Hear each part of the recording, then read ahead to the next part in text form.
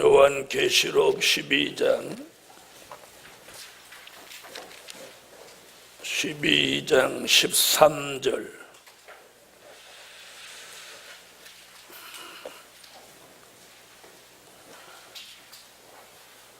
용이 자기가 땅으로 내어 쫓긴 것을 보고 남자를 낳은 여자를 핍박하는지라.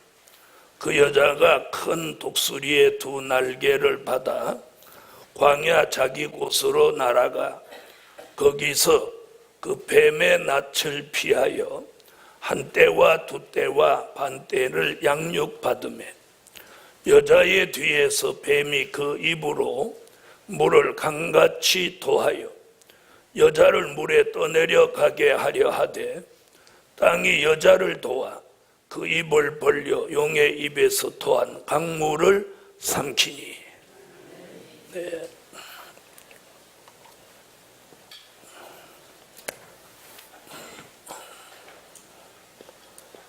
계시록 12장 13절부터 16절까지는 계시록 12장 6절에서 말한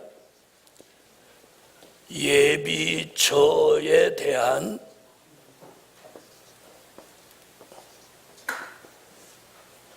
구체적인 설명입니다.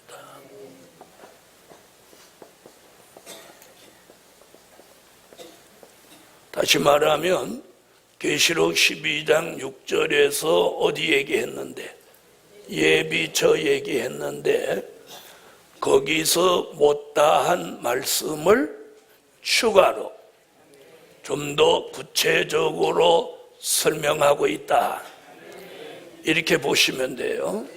그러니까 12장 16절의 예비처를 13절부터 16절까지 해서 좀 더 자세하게 소상하게 설명하고 있다. 자, 이렇게 보시면 됩니다. 아멘. 자, 13절에 보면 자, 용이 이럽니다. 용이. 자, 여기서 용이 그러는 것은 누구 얘기냐면 계시록 12장 7절로 9절에서 말했던 뱀, 마귀, 사단을 말하는 거예요. 아멘. 자, 이 용이 뭐라고 하느냐면 누구를 낳은? 남자아이를 낳은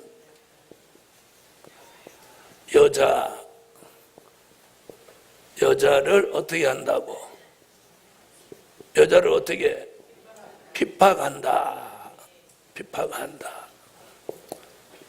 자, 이렇게 말합니다. 그럼 여기서 남자아이는 누구를 얘기하냐면 계시록 12장 5절에 하나님 보좌 앞으로 올려갔던 그 남자아이를 말하는 거예요. 아멘. 그 남자아이는 누구를 말하는 거냐면 인맞은 종을 말하는 거죠. 자, 그 남자아이를 낳은 여자는 누구를 얘기해요? 계시록 12장 1절로 2절에 말하는 누구? 신령한 영적 교회를 말하는 거예요. 신령한 영적 교회. 단편적으로 말하면 이게 말세 교회입니다.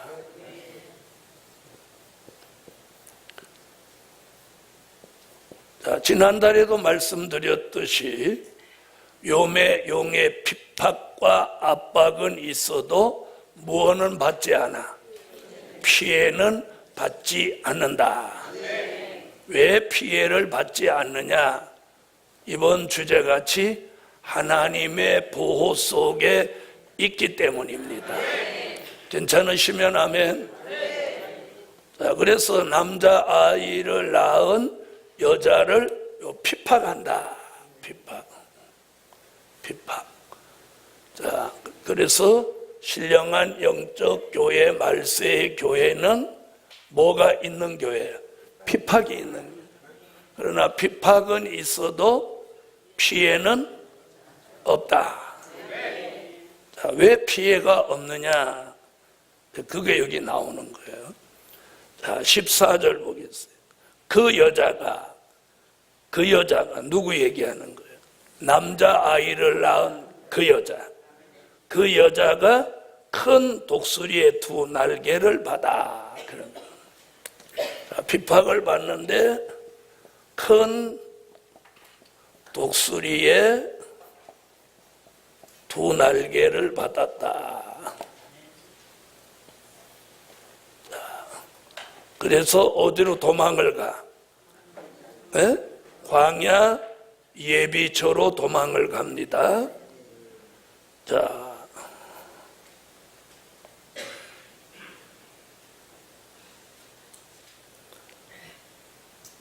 자, 이미 6절에서도 도망가는 얘기 나왔는데, 그럼 큰 독수리의 두 날개.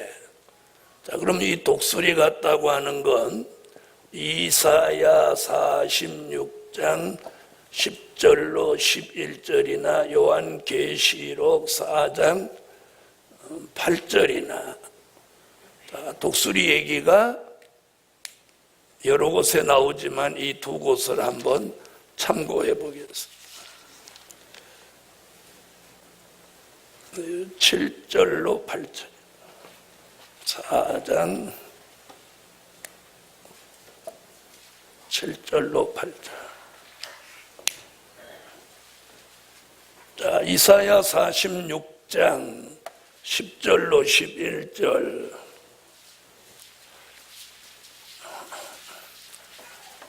찾으셨으면 읽어주세요.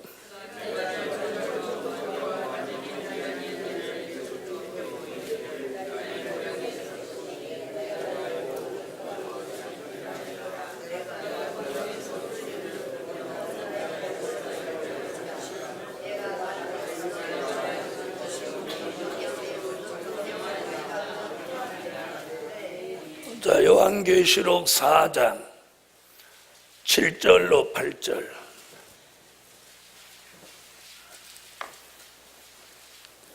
읽어주세요.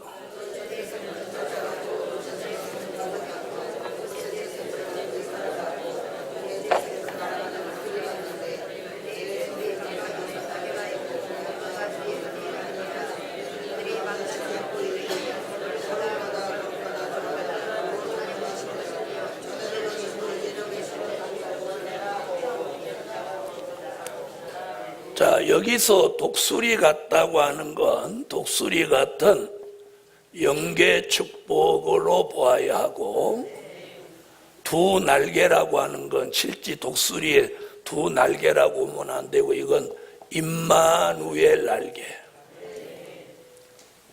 자, 우리가 출애굽한 히브리 민족이 홍해 바다를 건넜죠. 네? 홍해를 건넜죠. 하나님이 홍해를 갈라놓고 건넜는데, 그 뒤에 성경에서는 뭐라고 하느냐면 독수리로 그들을 날라서 건너게 했다, 그렇게 표현을 했단 말이에요. 이게 무슨 얘기냐? 임마누엘, 즉 하나님이 함께하는 역사로 이루어진 거다, 그 뜻이. 아멘. 그래서 히브리 민족이 홍해를 하나님의 신의 역사로 건넌 것 같이, 이 말세에 신령한 영적 교회가 어디로 가는 것도, 광야 예비초로 가는 것도 하나님이 함께 하시는 임마누엘 역사를 통해서 가게 된다. 이렇게 보셔야 돼요. 독수리 날개 타고 간다, 이렇게 보면 안 되는 거죠. 네, 그래서 출애굽 때 홍해를 건넜던 그런 신의 역사가 마지막에도 일어난다는 거예요. 자, 다시 12장으로 오세요. 자, 14절에 그 여자가 큰 독수리의 두 날개를 받아 광야 자기 곳으로 날아가 거기서 그 뱀의 낯을 피하여, 뱀의 낯을 피하여. 자, 여기 계시록 12장에서는 이 마귀 역사를 용으로도 보고 지금 뱀으로도 봅니다. 아멘. 자, 뱀의 낯을 피하여 어디로 들어가서 광야 예비처에 들어가서 지금 뭐라고 합니까? 한때와 두 때와 반때를 지낸다.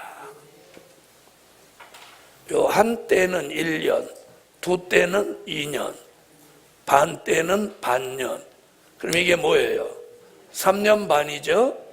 이것은 예수 재림 후 3년 반 동안 있게 될 수정 통치 시대를 말씀하는 거예요. 이거 올리는 것만 좀 잡아봐요. 자, 후 3년 반 동안 수정 통치 시대를 피하는 곳이 광야 어디? 광야 예비처다. 아멘. 그래서 이 한때, 두 때, 반 때는 재림 후 3년 반 동안을 가리키는데 다니엘서 7장 25절, 다니엘서 9장 27절, 계시록 11장 2절, 계시록 13장 5절로 7절. 이는 전부 다 무슨 얘기예요? 수정통치 시대를 말씀해 놓은 것이에요. 아멘.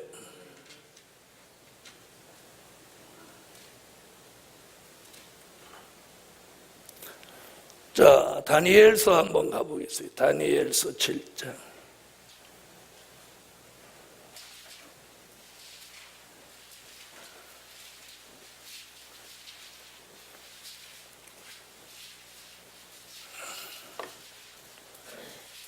다니엘서 7장 25절 읽어주세요.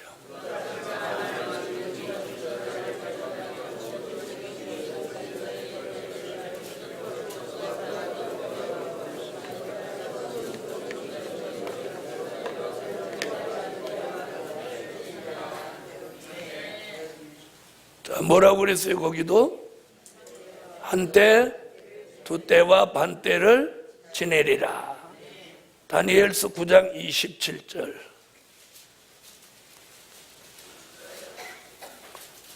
자, 읽어주세요.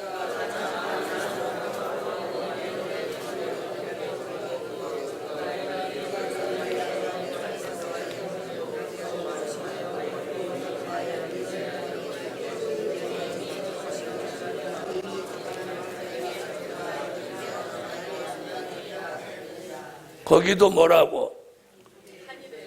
한 일회의 절반. 그럼 3년 반. 그러니까 한때, 두때, 반때와 뜻을 같이 하는 말씀이죠. 자, 그 다음에 계시록 11장 2절.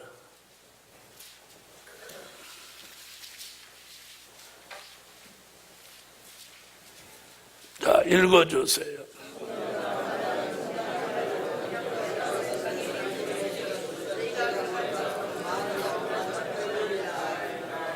자, 42달.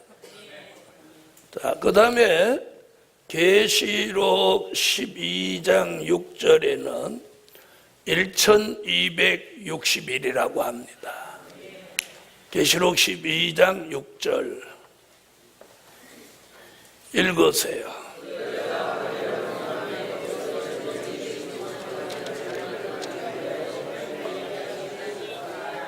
자, 이 모든 예언이 어디 와서? 계시록 13장 5절로 7절에 와서 수정통치 시대로 이루어지는 거예요. 자, 13장 5절로 7절.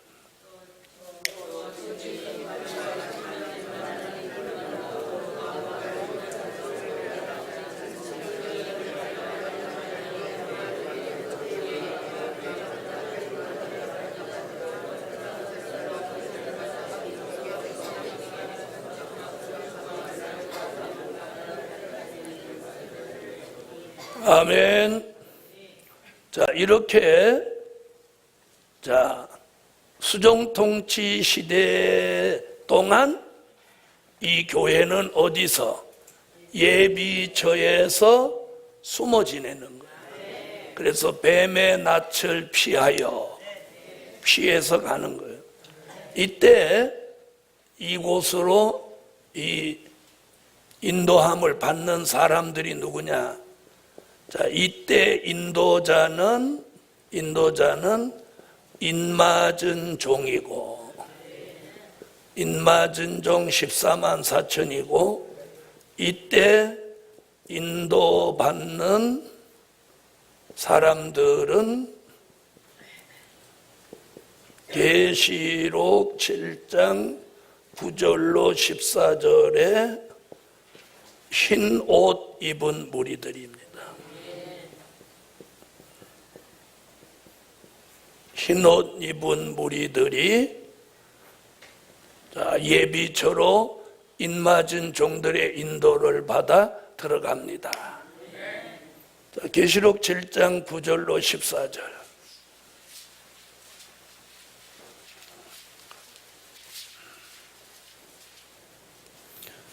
자, 읽어주세요.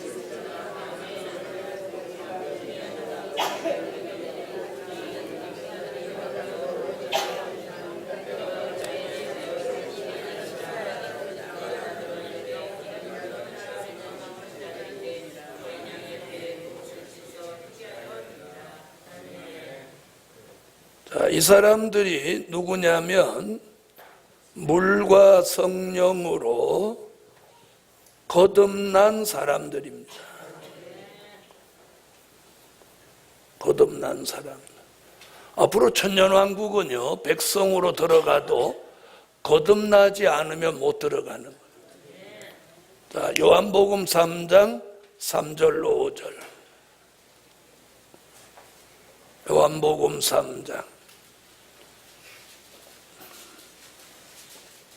자, 읽어주세요.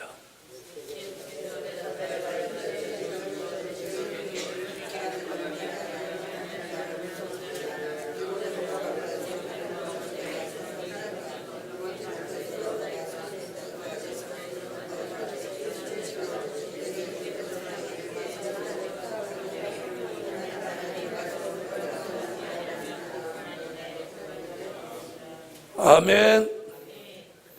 자, 거듭나고 중생한 이들이 흰옷 입은 무리가 인맞은 종의 인도를 따라서 어디로 들어가? 예비처로 들어가.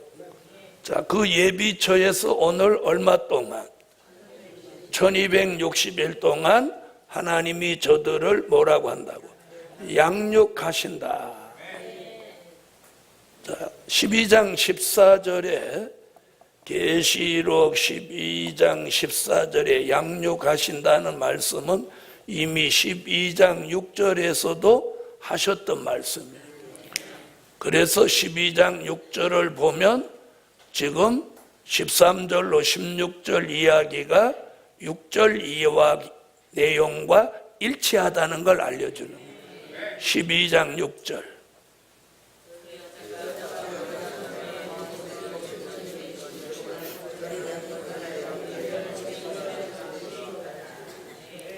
아멘. 자, 그 다음에 이제 15절로 가보겠습니다. 계시록 12장 15절. 자, 여자의 뒤에서 뱀이 그 입으로 물을 강같이 토하여 여자를 물에 떠내려 가게 하려 하되. 자, 요 내용을 가만히 들여다보면 어떤 얘기냐면, 용, 즉 마귀가 여자를 따라서 어디로 들어오지 못한다는 내용이에요. 바로 그거예요. 요 말씀을 딱 읽어보면 뱀이 여자를 핍박하고 따라오다가 여자가 어디로 들어가? 예비초로 들어갔죠. 들어갔는데 용이 뒤에서 이럽니다. 뒤에서 그 말은 따라왔다는 얘기죠. 그런데 예비초 안으로 들어갈 것 같으면 뒤에서 물을 토할 필요가 없잖아요. 쫓아 들어가면 되죠.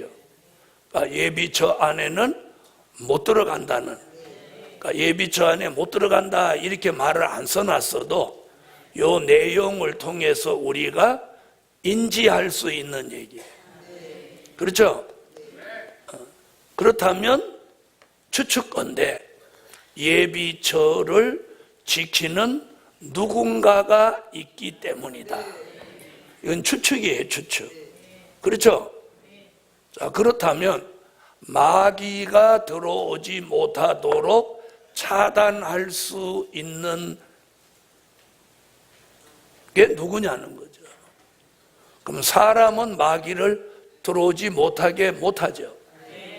그렇죠? 그랬을 때 아마 천사가 아니겠는가. 여기는 그런 기록은 없어요. 예비처에 천사가 지킨다. 그런데 마귀도 영체고 천사도 영체. 그러니까 천사만이 마귀를 막을 수 있지 않을까? 아멘. 자, 그렇다면 7절로 9절에서 무슨 일이 있었어요? 하늘에 전쟁이 있었단 말이에요. 그렇죠? 그 전쟁은 이미 미가엘 천사장과 그의 사자들이 싸워서 용을 이겼고 그의 사자들을 내어 쫓았단 말이에요. 자, 그래서 이 마귀는 어디를 못 들어와? 예비처에 못 들어오니까 물을 입으로 강같이 토하였다. 그래서 여자를 물에서 떠내려가게 하려 하대입니다. 하대. 그랬더니 16절에 땅이 여자를 도와 그 입을 벌려 용의 입에서 토한 강물을 삼키니. 자, 그러면 계시록 12장 1절부터 지금 16절까지 내용을 지난달과 이달에 종합해 보면 용은 남자아이를 낳으면 잡아먹으려고 하니까 5절에 보좌로 올라가고, 또 남자아이를 낳은 여자를 핍박하지만 독수리의 날개를 받아서 예비처로 들어가 버리고, 여자를 물에 떠내려가게 하려고 하지만 땅이 입을 벌려 강물을 삼켜버려요. 용은 아무 일도 할 수 없었어요. 아멘. 바로 이거예요. 그래서 용은 계시록 12장에서 지금 부지런하게 역사를 합니다. 네? 자, 계시록을 쫙 읽어보면 신비한 게 1장, 2장, 3장, 4장, 5장, 6장, 10장, 11장까지 용 얘기가 없어요. 용 얘기가 없어요. 네? 사단이라는 단어는 나와도 용 얘기는 없어요. 그러니까 본격적으로 용이 등장하는 장이 몇 장? 12장이란 말이에요. 그래서 12장에서 용이 제일 분주하게 역사하는 거예요. 그러면 잘 들어보세요. 지금 제가 무슨 얘기를 하려고 하느냐? 자, 그러면 용이 12장에 가장 분주하게 역사하는 이 시점이 언제냐는 거예요. 이 시점이. 네? 자, 오늘 그 얘기 하려고 그러는 거예요. 자, 그럼 보세요.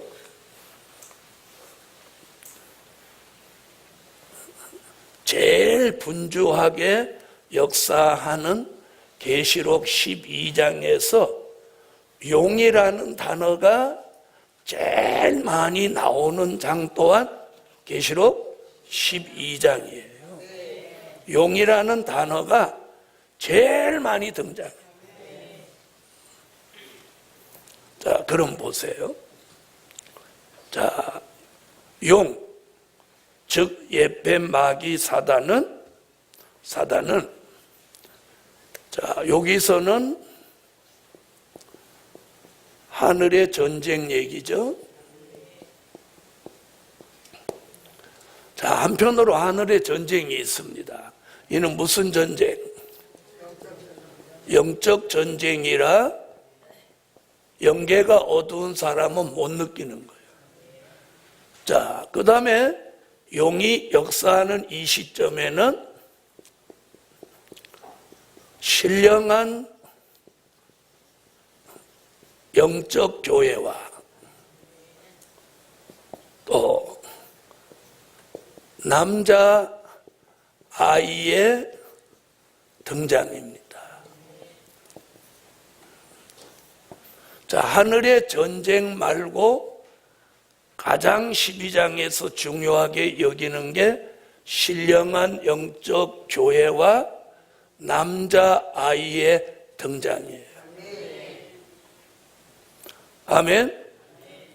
자, 그러니까 요 사건이 일어나는 이 시점이 용이 가장 분주하게 역사하는 때다.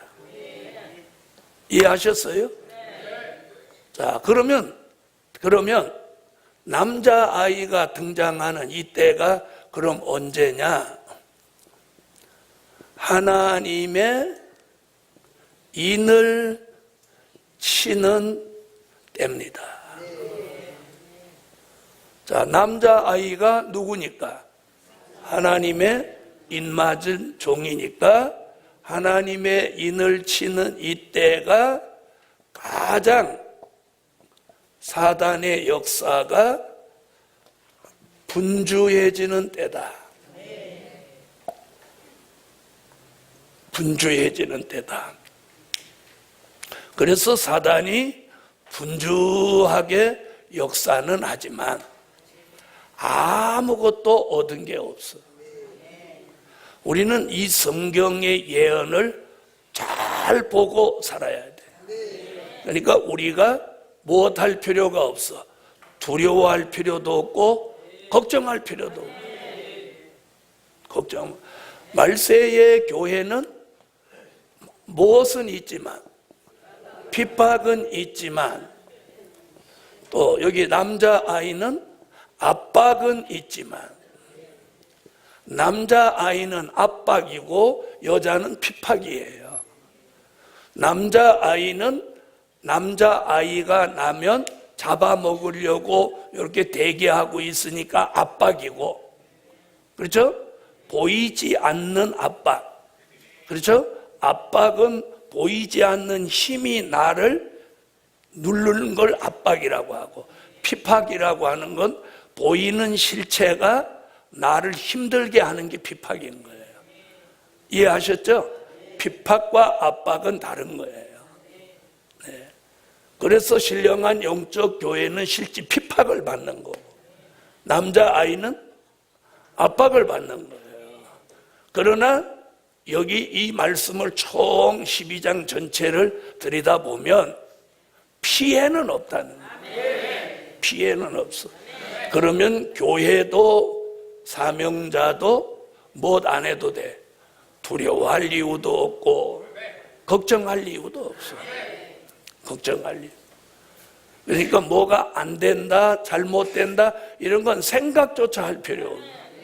성경은 우리에게 이미 어떻게 될 것을 말해주고 있는 거예요.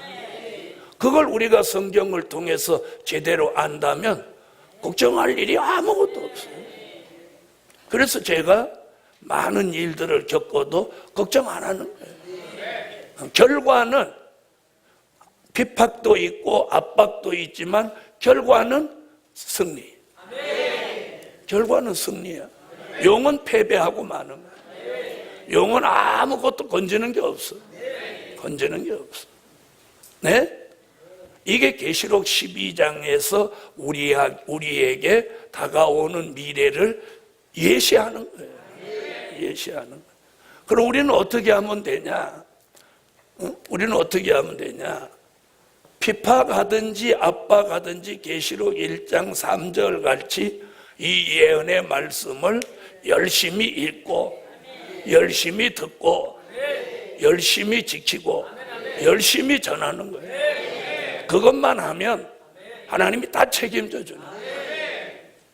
그래서 우리가 어떤 핍박이나 압박이 두려워서 이 열심히 해야 될 일을 멈추면 안 되는 거예요. 그리고 그걸 지장받으면 안 되는 거예요. 지장받으면 안 되는 거예요. 그래서 더 열심히 해야 돼요. 자, 옆에 분하고 그렇게 인사하세요. 걱정하지 말고 두려워하지 말고 열심으로 합시다.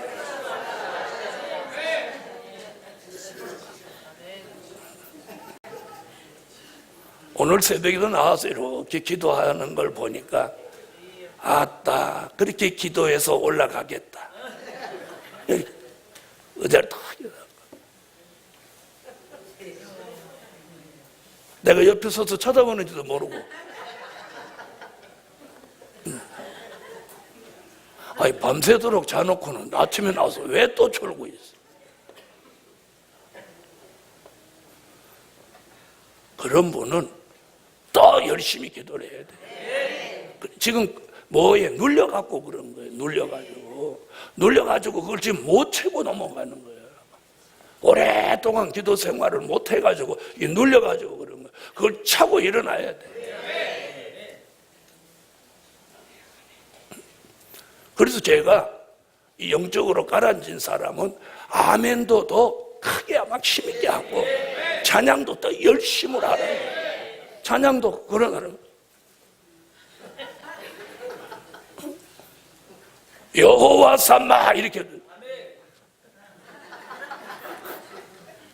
근데 이게 막 하고 싶어도 안 돼. 이미 힘이 빠졌기 때문에. 이 속에서 힘이 빠졌어.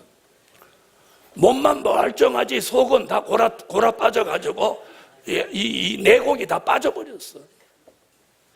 풍선 바람 빠지면 풍선이 그 산소가 빠지면 어떻게 해요?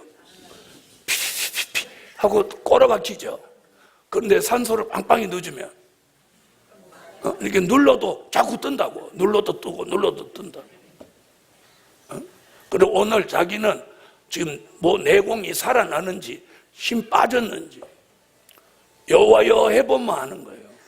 여호와여 해보면 내공이 있는 사람은 음성이 쫙 나오고 기도도 쫙 나오는 거예요. 그런데 내공이 빠져버린 사람은 안 나와. 이게 안 나와. 그런 사람은 등을 이렇게 치면서 크게 해봐요. 그래도 에이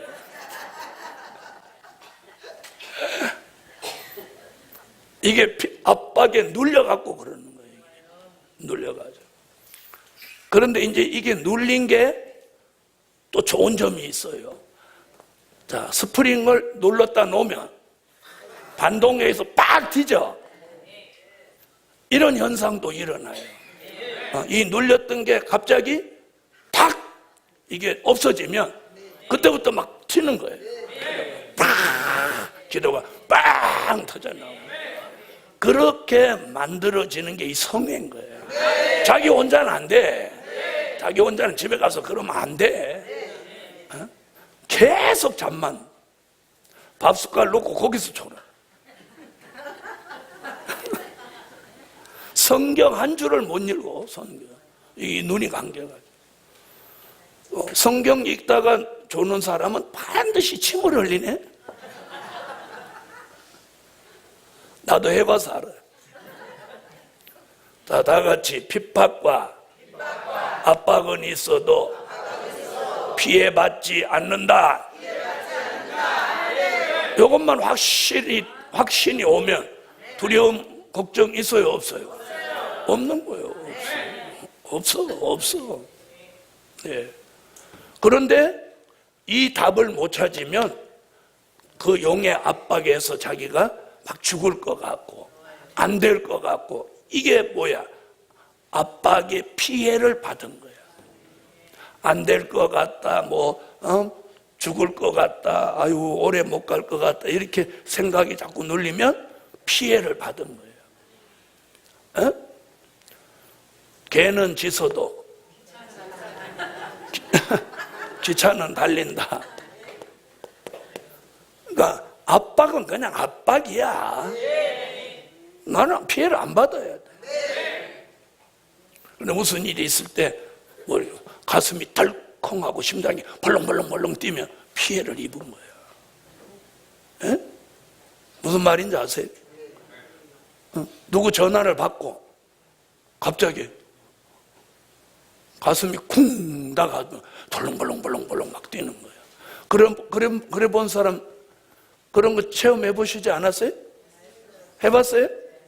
뭐가 툭 떨어지는 것 같은 느낌을 받는 거예요. 그럼 이거 우리 피해를 입은 거야. 그리고 가슴이 벌렁벌렁 뛰고, 가슴이 두근두근하고 막 걱정이 되고 이러면, 그럼 피해 입은 거예요. 피해 안 받아야 돼. 안 받아야 돼. 자, 그래서 계시록 12장을 통해서 우리는 도리어 이 말씀을 공부하면서 어떻게 해야 되냐? 담대해져야 돼. 담대해져야 돼. 담대해져야 돼.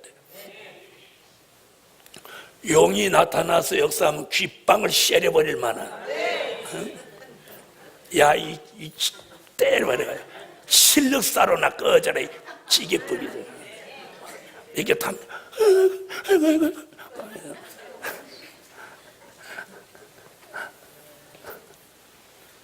용은 용일 뿐이에요. 자, 한번 들어보세요. 계시록 12장에 인맞은 종과 교회는 피해가 없다는 걸 증명하고 있어요.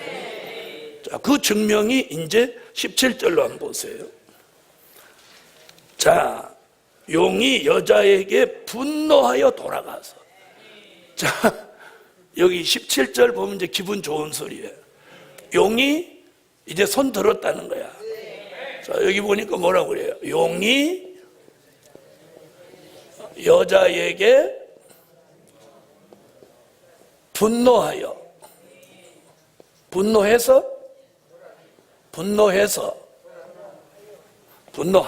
해서요. 자, 분노하여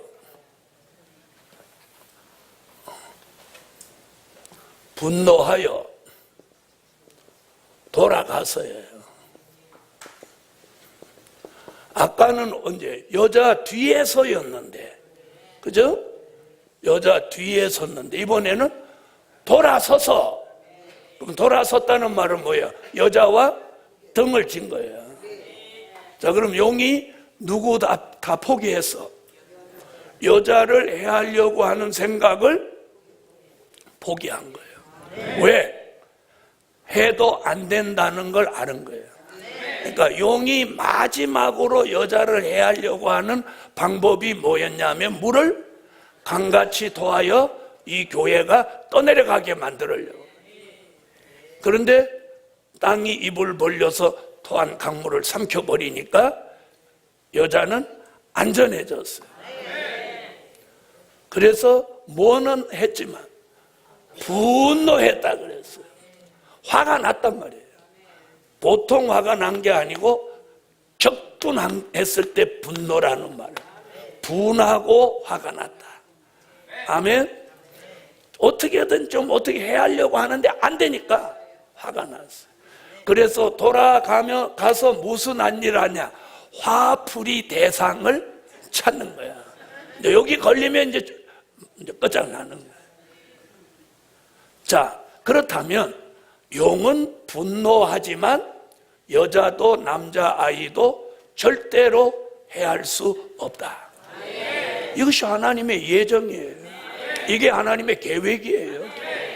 이대로 되는 거예요. 그럼 우리는 그 여자 같은 교회, 남자아이 같은 사명자는 용을 두려워할 일이 없다는 거예요. 그래서 앞으로 때가 되면 참소도 못하게 하고 피해도 안 받게 하는 거예요. 그러니까 우리는 두려워할 일이 없다는 거예요. 자, 그래서 이제 뜻을 못 이루니까 돌아가서 아멘. 돌아가. 자, 돌아갔어요. 그 다음 보세요. 돌아가서 그 여자의 남은 자손. 자, 이 여자의 남은 자손.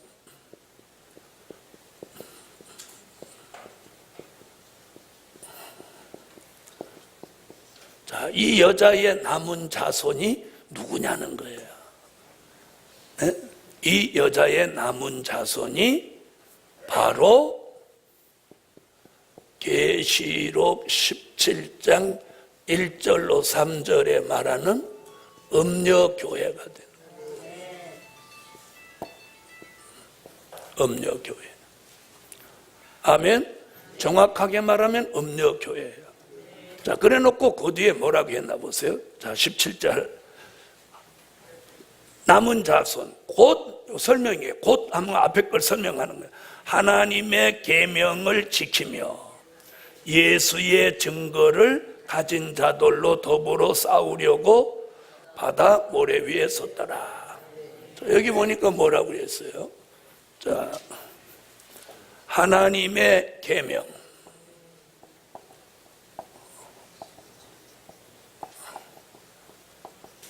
하나님의 계명을 지키며 또요 예수의 증거를 가진 자. 자, 그럼 이들이 교회는 교회죠. 교회는 교회인데 무슨 교회?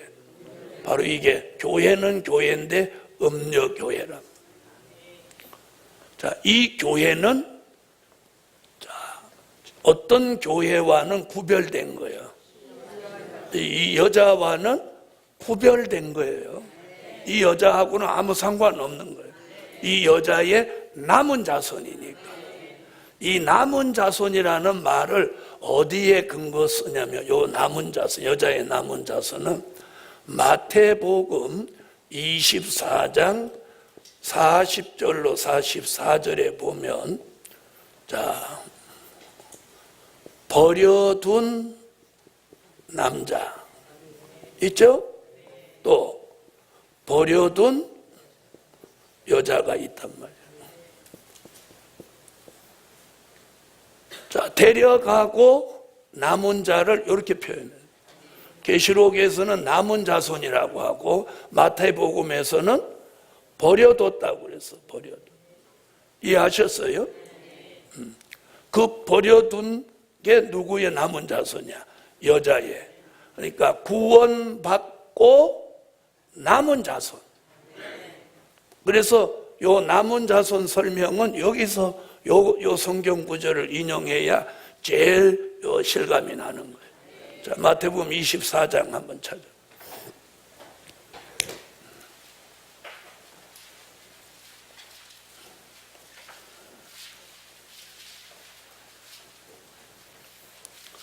자, 찾으셨으면 읽어주세요.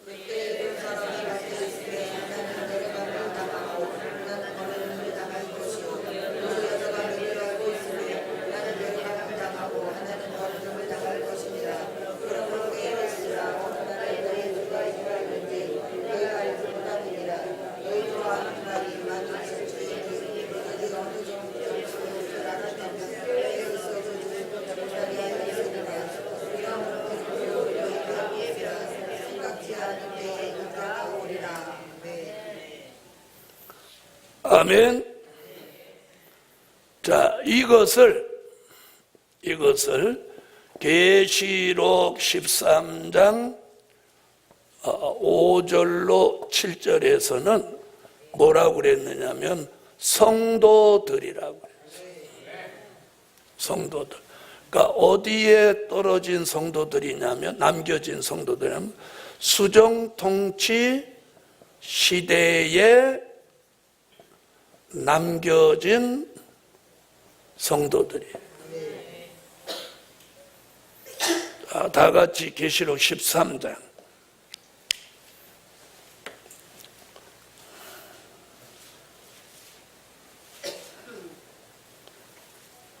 자, 13장 5절부터 7절까지 읽어주세요.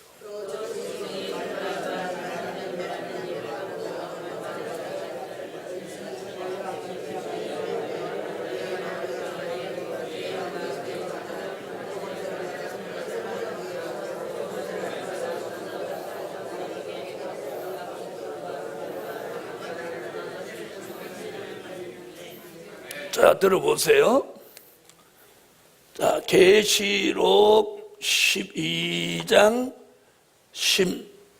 17절에서 뭐라고 했느냐면 하나님의 계명을 지킴 위해서에 가진 증거를 가진 자들로 더불어 싸우려고 그럽니다. 자, 싸우려고라는 말이 있어요, 없어요? 싸우려고라는 말이 있죠.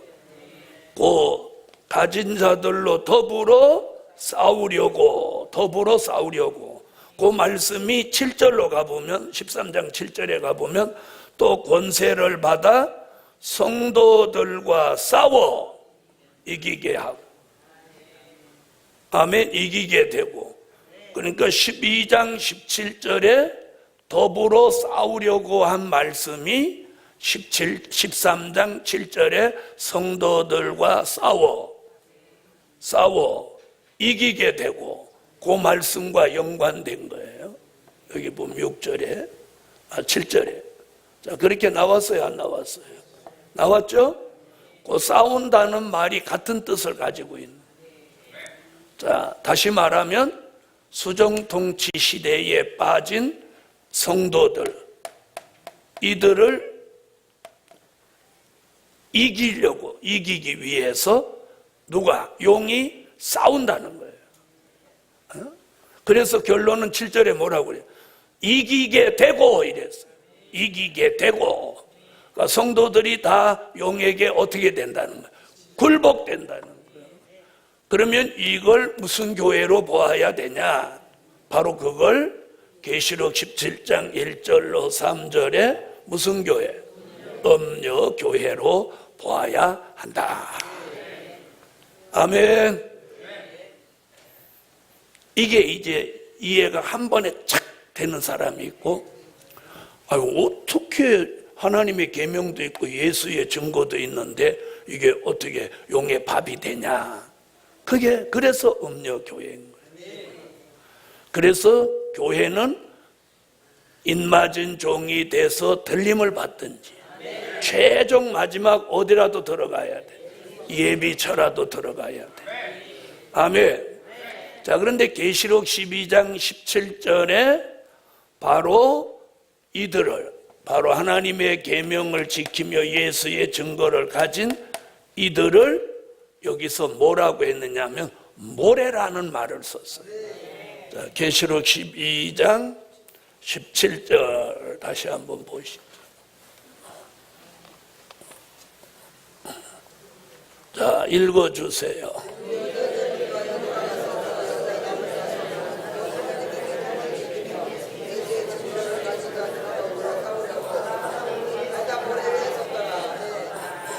자, 모래라는 말을 여기 썼어요. 자, 그러면 이제 오늘 모래 얘기를 한번 해보겠습니다.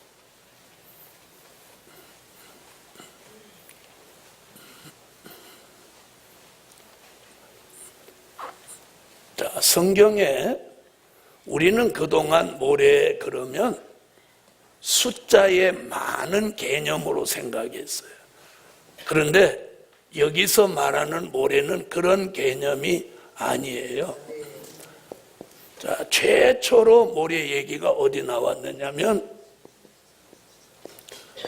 창세기 22장이에요. 창세기 22장.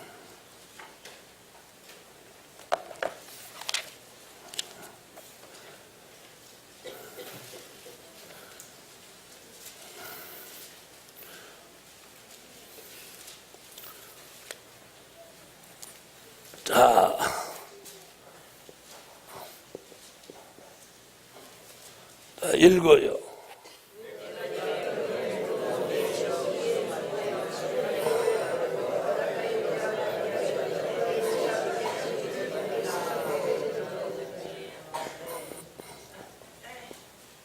자, 아브라함의 자손 중에서 하늘의 별 같은 자녀와 자손과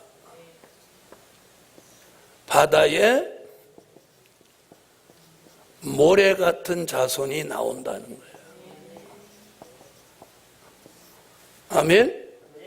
자, 그럼 하늘의 별 같다는 것은 다니엘서 12장 3절, 계시록 1장 20절 별빛 같은 종을 말한 거예요. 아멘? 자, 그 다음에 바다의 모래 같다. 그러니까 여기 아브라함의 자손이라고 그랬는데 이 자손은 뭘 말하느냐면 갈라디아 3장 27절로 29절에 말한 아브라함의 영적 자손.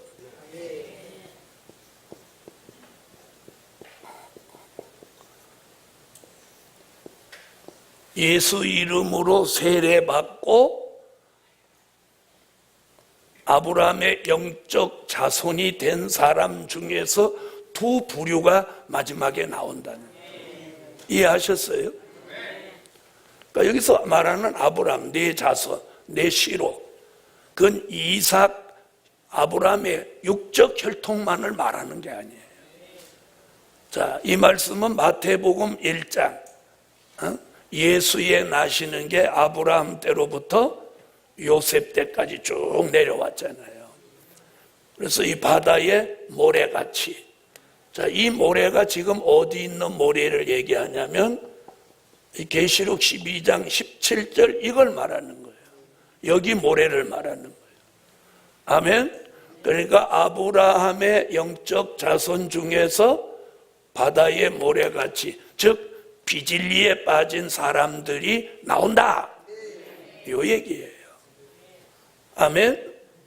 자, 그 다음에 모래가 어디 나오냐면 이사야 10장 20절로 23절에 자, 이스라엘이 바다에 모래 같다. 모래 같다. 자, 그럴지라도 남은 자만 돌아온다.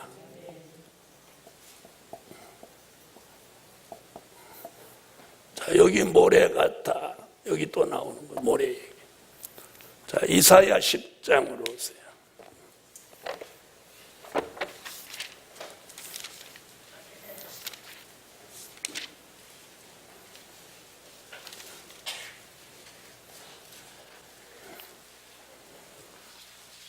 자, 이사야 10장 20절로 23절 읽어주세요.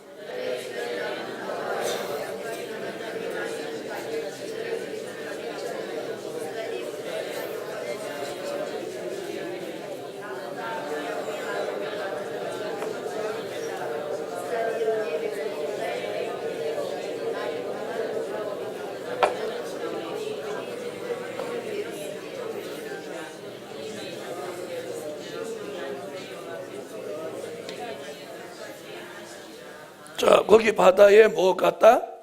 모래 같다. 자, 바다에 모래 같다. 거기 나오죠? 자, 모래다 이렇게 안 하고 모래 같다 이랬어요. 자, 그러면 창세기 22장 17절에 말한 모래와 여기서 말하는 모래가 같은 얘기예요. 같은 얘기. 자, 이 모래가 마태복음 7장으로 이어지는 7장 24절로 27절. 모래 위에 세운 집으로 오는 거예요.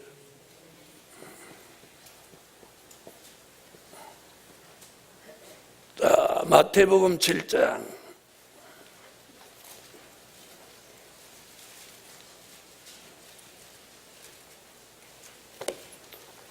이런 말씀은 다른 데에서는 들을 수 없는 거예요.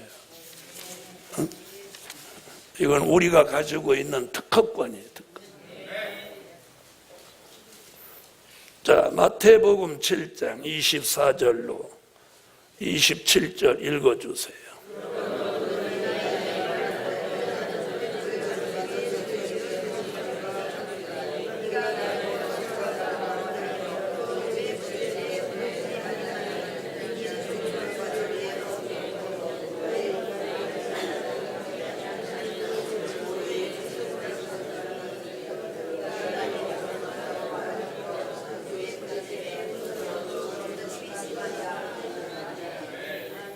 자, 이 모래가 어디서부터 내려온?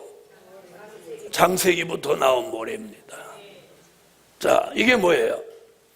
자, 그러면 반석과 모래 나오죠. 자, 반석은 고린도전서 10장 1절로 4절에 반석은 곧 그리스도 주시라. 이사야 33장 16절 견고한 바위가 그 보장이 된다. 그러면 반석은 누구 얘기예요? 예수 얘기죠. 그러면 예수는 뭐예요? 말씀이며 진리란 말이에요. 아멘? 말씀이고 진리예요. 그러면 반석은 예수 위에, 즉 말씀과 진리 위에 세워진 집. 그럼 모래는 그 반대니까 비진리 위에 세운 집.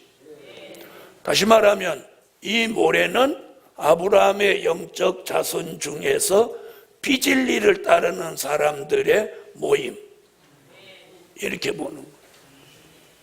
아멘.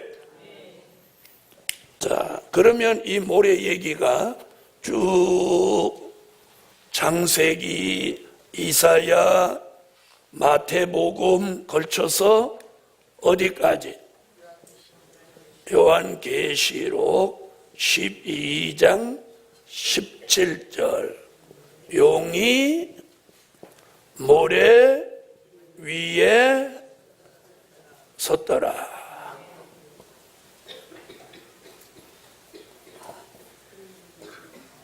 아멘. 자, 그러면 하나님의 계명과 예수의 증거가 있는 이 교회가 왜 버림을 받았냐? 무슨 교회가 됐기 때문에? 음녀교회가 됐기 때문에. 결국은 결론은 뭐예요? 잘못 믿은 교회. 자, 그래서 우리 시대에는 바로 믿는 교회와 잘못 믿는 교회가 이제 유수보랍이에요. 앞으로는 함께 안 섞이는 거예요. 이해하셨죠? 그래서 오늘 이게 모래 얘기입니다. 자, 이런 말은 어디서 쉽게 들을 수 있는 게 아니에요. 마태복음 7장 설명해도 모래 위에 세운 집 설명 잘 안 해요. 반석 얘기만 하지. 그래서 아브라함의 자손 중에 하늘의 별 같고 모래 같은 자손, 이사야, 마태복음, 계시록에 통해서 모래 위에 세운 집은 용으로 더불어 무너져 내린다. 아멘. 자, 그 다음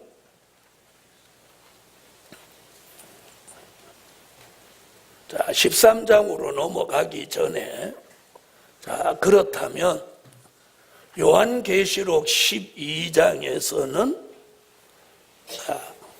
두 부류의 교회를 말하고 있죠. 남자아이를 낳은 신령한 영적 교회와 또 모래 같은 교회가 있음을 말해주고 있습니다. 자, 결국 이 모래 같은 교회는 계시록 13장 어디에 떨어져서?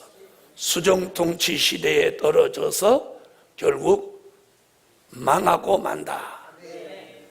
자, 그렇다면 잘 보세요.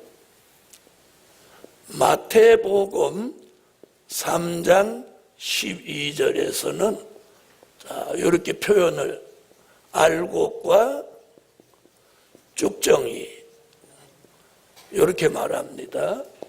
또 마태복음 7장 24절로 27절에서는 어떻게 말해요?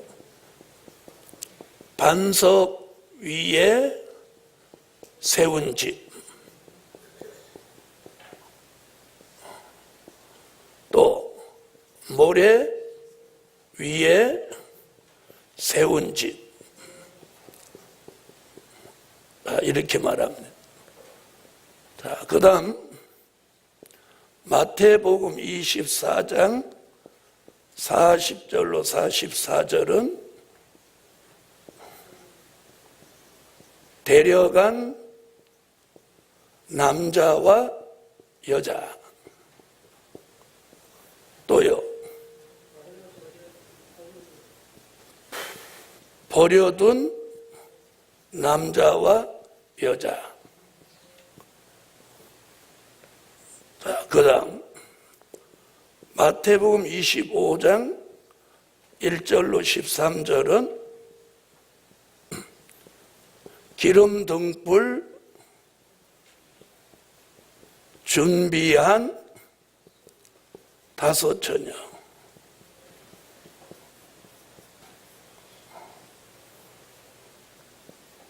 기름 등불 준비 못한 5 처녀.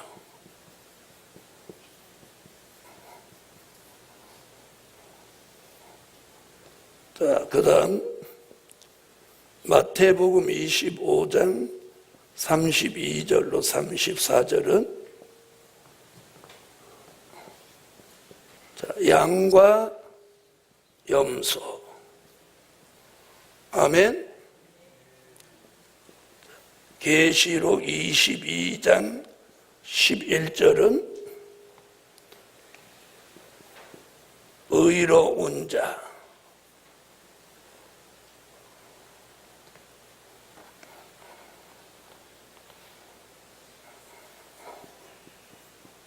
거룩한 자.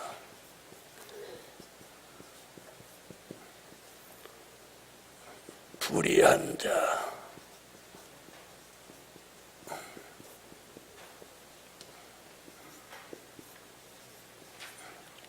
더러운 자. 자, 보세요. 자, 그걸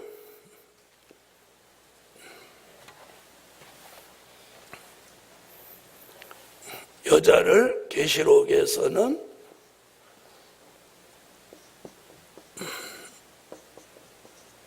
신령한 영적 교회,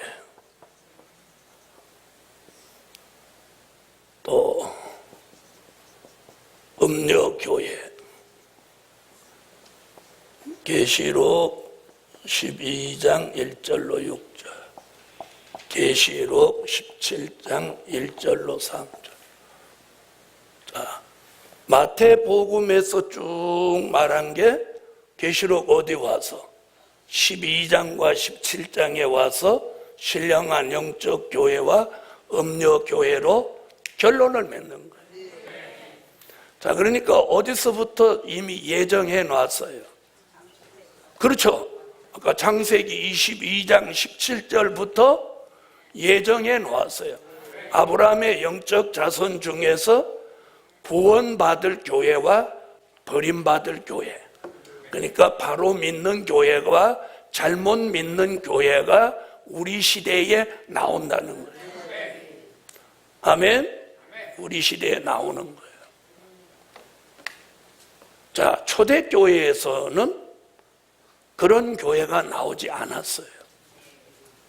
초대교회 때, 잘 들어보세요. 초대교회 때 다른 종교에도 구원이 있다, 막 이런 말 하는 사람 없었잖아요. 그렇죠? 있으면 그때 바로 뭐돼? 맞아 죽지. 맞아 죽는단 말이에요. 자, 그러니까 보세요. 알곡이냐 쭉정이냐, 반석 위에 세운 집이냐 모래 위에 세운 집이냐, 데려가는 남자 여자냐 버려둔 남자 여자냐, 기름 등불 준비한 처녀냐 준비하지 못한 처녀냐, 양이냐 염소냐, 의로운 자냐 불의한 자냐, 거룩한 자냐 더러운 자냐, 신령한 영적 교회냐 음녀 교회냐. 아멘. 자, 이렇게 말씀하고 있다. 그걸 아까 어디에서? 창세기 22장 17절에서 뭐라고요? 하늘에 별 같고 바다에 모래 같다. 자, 이렇게 이미 얘기한 거예요. 그걸 이제 요한계시록에서 그 말씀을 이제 이루시는 거예요. 그동안은 뭘로만 있었고? 말씀으로만 있었어요. 이런 말씀. 근데 그게 이제는 사실로 말씀대로 이제 사실화 되는 거예요.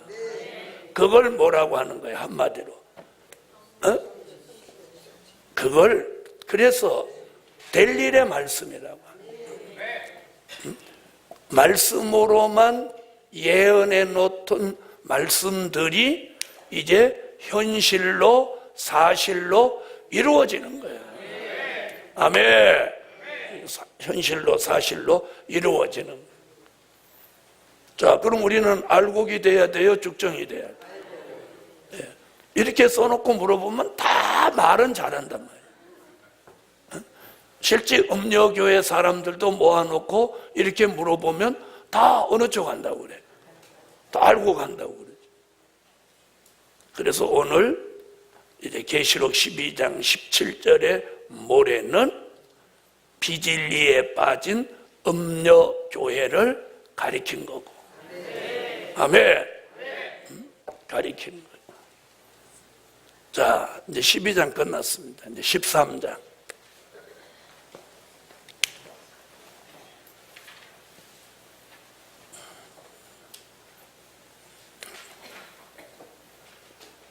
자, 계시록 13장은 수정 통치 시대를 말씀한 내용이에요. 수정 통치. 수정 통치. 자, 아까도 공부했죠? 다니엘 7장 25절에서 한때와 두때 반때가 수정 통치 된다고 예언을 해놨어요. 자, 그 다음에 다니엘서 9장 27절에는 한 일에, 한 일에는 7년이거든요. 한 일에의 절반을 꺾어놨어요.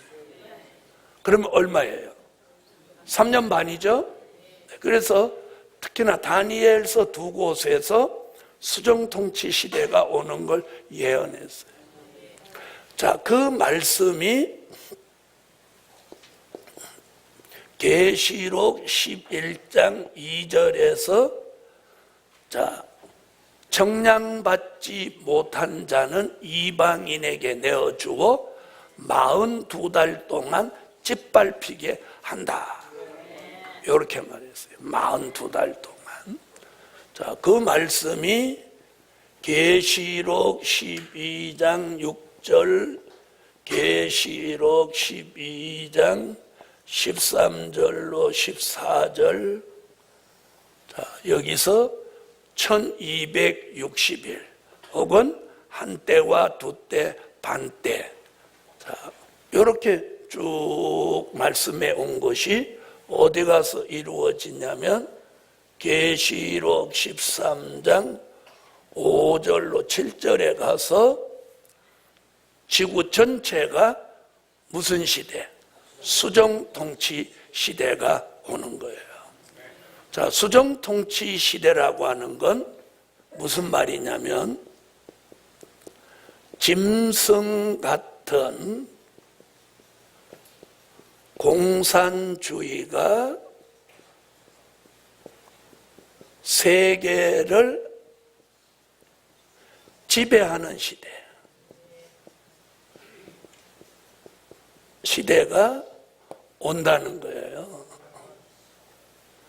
자, 그 지배하는 데 있어서 지배하는 데 있어서 누가 이걸 지배하느냐면 이걸 묶어서 대적의 3세력이라고 해요. 가장 우두머리가 누구냐면 용이에요. 요한계시록 12장 7절로 9절에 용을 뭐라고 했냐면 그 정체를 뱀, 마귀, 사단이다 이렇게 말했어요. 아멘. 자, 그 다음에 짐승이에요. 짐승은 요한계시록 13장 10절로 1절로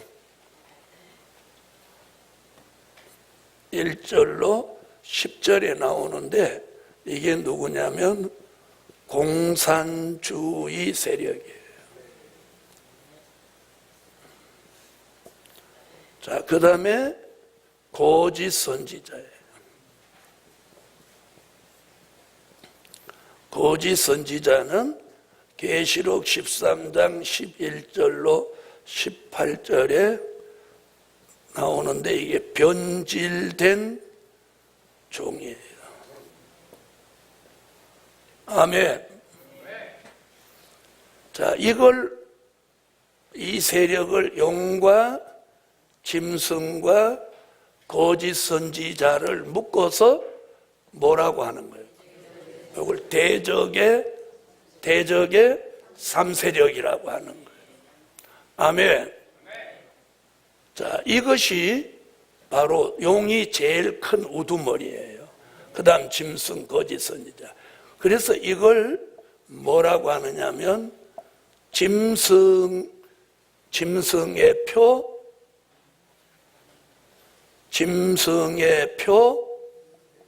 뭐라고?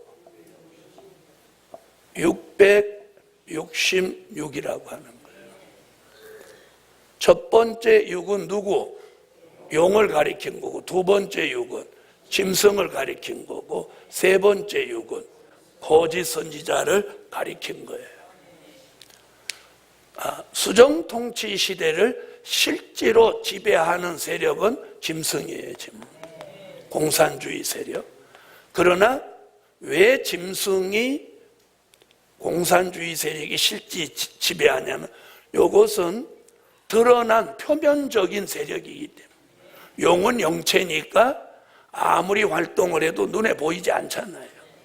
그러니까 짐승 뒤에서 실제 지배하는 건 용이지만 앞에 나서서 눈에 보이고 움직이는 세력은 짐승이에요. 그래서 그 시대를 뭐라고 그래요? 짐승이 통치하는, 그래서 짐승 같은 공산주의가 세계를 지배하는 시대. 그래서 그 시대를 뭐라고? 수종통치 시대라. 그런데 감사한 게 딱 3년 반이에요. 우리 주님이 통치하는 시대는 1000년이고 짐승이 통치하는 시대는 3년 반이에요. 반대로 예수님이 통치하는 시대는 3년 반이고 짐승이 통치하는 시대가 1000년이라고 그래 보세요. 예? 이는 비극이죠. 비극이에요. 그런데 감사한 게 짐승이 통치하는 시대는 3년 반. 자, 그럼 보시죠. 오늘 이제 무슨 얘기를 하나, 시간이 다 되긴 했는데,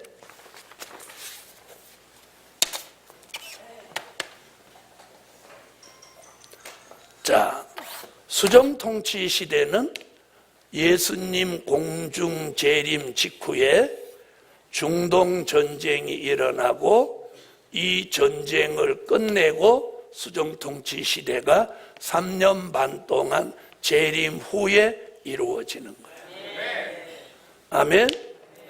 네, 이 사건을 일으키기 위해서 이번에 미국 대통령 트럼프가 예루살렘은 이스라엘의 수도다 이렇게 해버렸어요. 그리고 다른 곳에 있는 미국 대사관을 예루살렘으로 옮겨라 이랬어요. 이 사건이 바로 이 중동 전쟁의 도화선을 일으키는 거예요. 잘 들어보세요. 지금 미국은 북한 선박이 핵폭탄을 중동으로 파를까봐 지금 그걸 굉장히 긴장하고 있는 거예요. 무슨 말인지 아세요? 자, 예루살렘이 이스라엘의 수도다 밝히니까 중동에 있는 무슬림 국가들이 하나가 돼가지고 중국과 러시아에게 도움을 청했다는 거예요. 네? 도움을 청했어요. 자, 그러면 중국과 러시아는 핵이 있는데 그 핵을 중동 국가에 보내주고 싶지만 보낼 수가 없어요. 누가 눈을 부릅뜨고 지켜보니까 미국이. 그러니까 중동 국가가 어디하고 거래를 하기가 쉬워요? 북한이에요, 북한. 그래서 북한은 지금 핵폭탄을 만들어서 미국을 압박하면서 지금 그걸 은밀하게 어디에 팔을 가능성이, 중동 국가에 팔을 가능성이 있다고 보는 거예요. 그래서 요즘 해상 봉쇄하겠다 미국이 그러는 게 바로 그거예요. 만약에 잘 들어보세요. 북한의 핵폭탄과 생화학 무기가 중동 무슬림 국가에 전해지면 이스라엘이 가만 안 있죠. 여러분, 중동 국가 중에서 핵을 가지고 있는 나라는 이스라엘밖에 없어요. 이스라엘은 지난번에 한번 찾아보니까 핵폭탄이 중량은 얼마나 가는지 모르는데 한 1200개 정도 가지고 있어요. 핵폭탄 1200개. 그러니까 이스라엘이 지금도 마음만 먹으면 중동 무슬림 국가들을 한 방에 초토화시킬 수 있는. 그래서 중동 국가가 돈이 많고 그렇게 지금 여러 나라가 있어도 어디를 못 이기는 거야? 이스라엘. 네? 못 이기는 이유가 뭐 때문에? 핵이에요. 핵폭탄 몇 개면 나라가 다 사라져버리는. 자, 그러면 중동 국가가 자기네도 핵을 가지고 싶어 해요, 안 해요? 그래서 그걸 개발한 게 이란이에요, 이란. 네? 그런데 미국이 워낙 힘 있는 나라니까 이란 정도는 게임도 안 되는 거예요. 그래서 이란이 핵을 만들려고 막 거의 다 만들었어요. 그런데 이란에 있는 석유를 밖으로 하나도 못 나가게 꽉 막고 있으니까 이란이라는 나라가 석유를 팔아야 돈이 생기는데 석유를 미국이 못 팔게 하니까 항복을 한 거죠. 그래서 이란이 항복한 거예요. 핵을 못 만들도록. 자, 그런데 자기 나라에서는 못 만들지만 북한이 만들어 놓은 걸 몰래 사갈 수 있어요, 없어요? 있죠?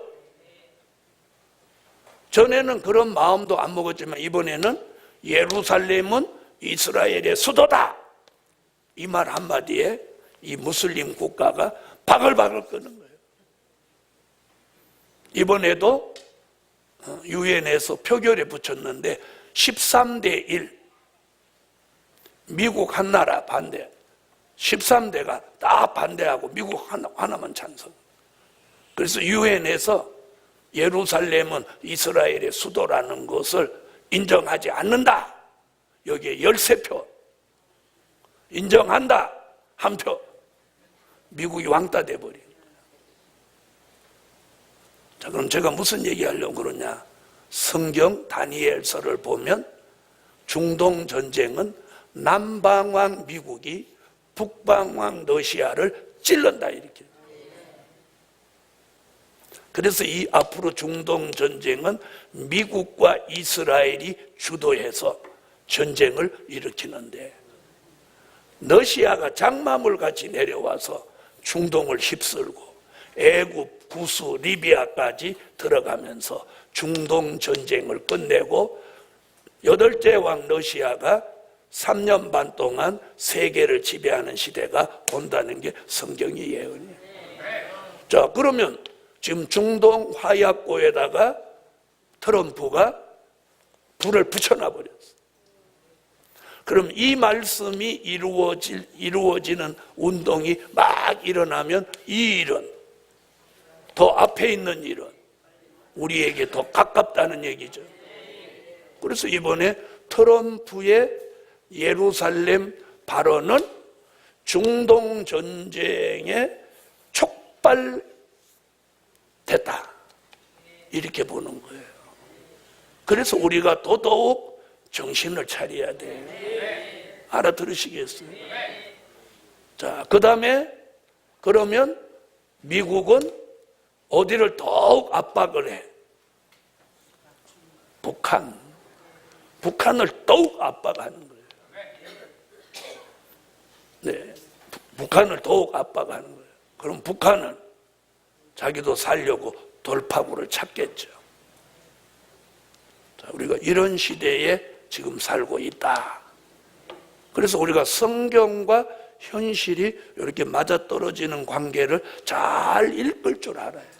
그러니까 보통 사람은 트럼프의 예루살렘 발언은 아무 생각도 없이 받아들이지만 저 같은 사람은 딱 받아들인 거예요. 이거 중동 전쟁의 불씨를 점화한 거다, 이렇게 보는 거예요.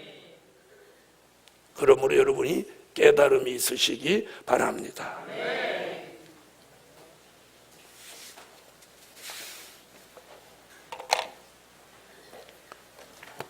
자, 많은 사람들은 저희 교회 교인까지 포함해서 다 같이 따라합시다. 들을 때뿐이다.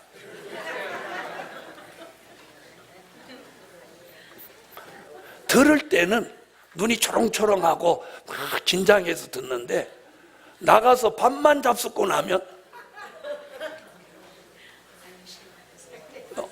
들을 때뿐이에요. 그게 이제 왜 그러냐? 말씀은 맞는데 현실에서 무슨 봇소리 들리는 것도 아니고 자기 옆구리가 뭐 총 맞은 것도 아니고 이러니까 금방 또 잊어버리는 거예요. 네. 여러분, 예언은 성취됩니다. 기도드립니다. 1000번째 감사 예물 드렸습니다. 전능하신 주님, 많은 교회들이, 주의 종들이 미래를 보지 못하고 사는 이 때에 이 성산을 통해서 미래를 조명합니다. 시대를 보는 안목을 열어주세요. 저희들이 긴장하고 미래를 대비하며 준비하는 삶을 살아야 한다는 것을 다시 한번 깨닫게 하옵소서. 이번 2주간 성회가 우리에게 새로운 변화를 가져다주는 결정적 계기를 마련해 주옵소서. 드려진 물질 응답하시고 예수님의 이름으로 기도하옵나이다. 아멘.